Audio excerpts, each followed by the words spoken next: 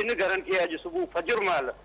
ओचितो बाहि लॻी वई, जंहिंमें निंड सुतल गर्भाती जेके हुआ उहे मुश्किल सां ॿियनि खे त बचाए वरितो, पर हिकु जेका 6 वरनि जी मासूम ॿारड़ी आहे फौजिया, उहा सड़ी फोत थी वई ऐं संदसि पीउ नियाज़ गंदरो उहो सड़ी सख़्तु ज़ख़्मी थियो आहे, जेके सिविल अस्पताल छटो मुंतक़िल कयो वियो आहे। जॾहिं त घर में लॻल बाहि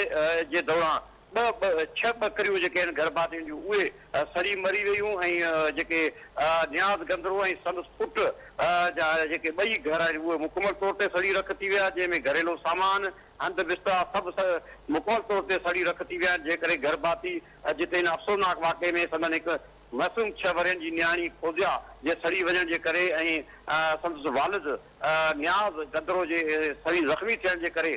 जिते गम ऐं ॾुख में वरितल आहिनि उते बेयारो मददगार खुलियल आसमान हेठि वेठल आहिनि। संदन कखाऊं घर हो जेके ओचितो जेको आहे फजर महिल बाहि लॻण जे करे अफ़सोसनाक वाक़ियो पेश आयो, जंहिंमें हिकु मासूम 6 वरनि जी न्याणी जेका आहे फौजिया उहा सड़ी पहुती वई। पर हिन वक़्त ताईं ज़िले इंतिज़ामिया जो को अमलदार या इलाइक़े जे को बि कामोरो या इंतिज़ामी अमलदार या सियासी शख़्सियत उन्हनि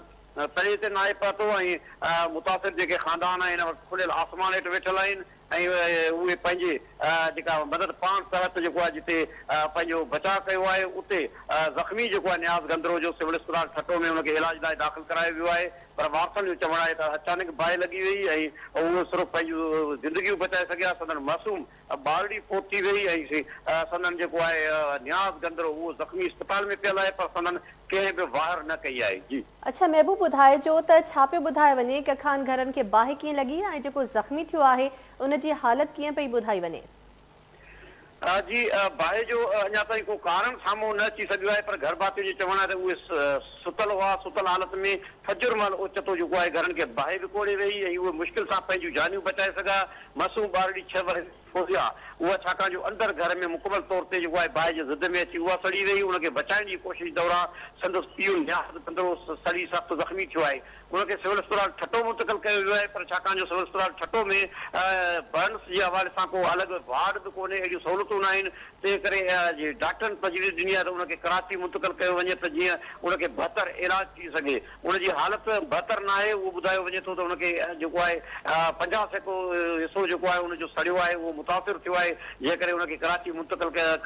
करण जी तजवीज़ पेश कई आहे। पर ॻोठाणा छाकाणि जो पिंजर जे किनारे ते मच्छी मारे गुज़र कंदड़ आहिनि, जंहिं करे इलाज जी उन्हनि वटि सघ न आहे, तंहिं करे उन्हनि अपील कई आहे त उन्हनि जी जेका नियाज़ गंदरो सड़ी ज़ख़्मी थियो आहे उनजो सरकारी ख़र्च ते इलाज करायो वञे, कराची उनखे मुंतक़िल करण सां गॾोगॾु सनन खां ॿाहिरि थी सघे। जी महबूब रोही अपडेट लाइ वॾी महिरबानी।